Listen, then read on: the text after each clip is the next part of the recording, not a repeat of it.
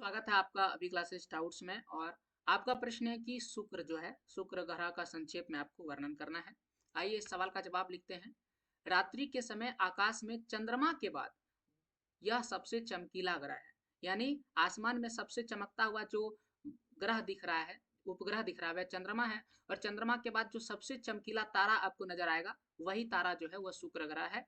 यह बुध से भी अधिक गर्म ग्रह है। ठीक है, बुध से ज्यादा गर्म ग्रह है। इसका व्यास जो है 12,104 किलोमीटर है। तो देखिए, व्यास की अगर हम बात करें तो जितना भी ग्रह है उस वो लगभग गोलाकार आकृति में है। और प्रत्येक गोलाकार आकृति का एक क्या होगा, व्यास होगा। तो व्यास यहाँ इस ओर से लेकर के इस ओर तक की दूरी को व्यास कहते हैं। और जो व्यास है वह कितना दिया गया है, वह है 12,104 किलोमीटर। परिक्रमण काल की अगर हम बात करें 225 दिन है। यानी कि सूर्य जो है बीच में है। हम सभी जानते हैं कि सौर परिवार में सूर्य जो है बीच में है। और सभी ग्रह क्या कर रहे हैं, इस सूर्य का चक्कर लगा रहे हैं। तो अगर आप शुक्र ग्रह की बारे में बात करें तो शुक्र ग्रह कितने दिन में अपना परिक्रमण काल पूरा करता है, 225 दिन में। और पृथ्वी को कितना लगता है, 365 दिन से प्लस। अपने अक्ष पर यह पूर्व से पश्चिम की ओर घूर्णन गति कर रहा है, पूरब से पश्चिम की ओर घूम रहा है।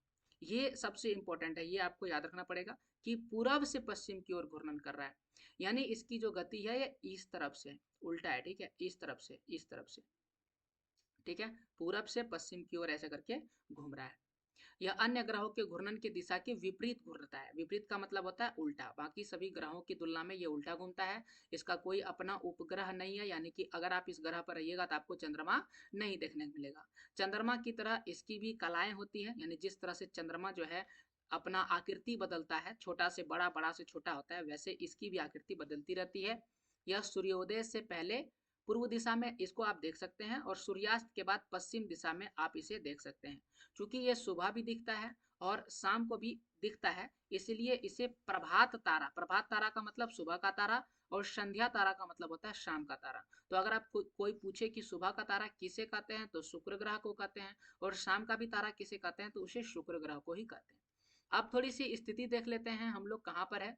तो यहाँ पर सूर्य है, इमेज की मदद से समझने का प्रयास करते हैं। और सूर्य के बाद जो पहला ग्रह, यानी कि सूर्य से सबसे नजदीक जो ग्रह है, वह बुध ग्रह है। और बुध के बाद जो दूसरा आपको ग्रह दिख रहा है, वह शुक्र ग्रह है।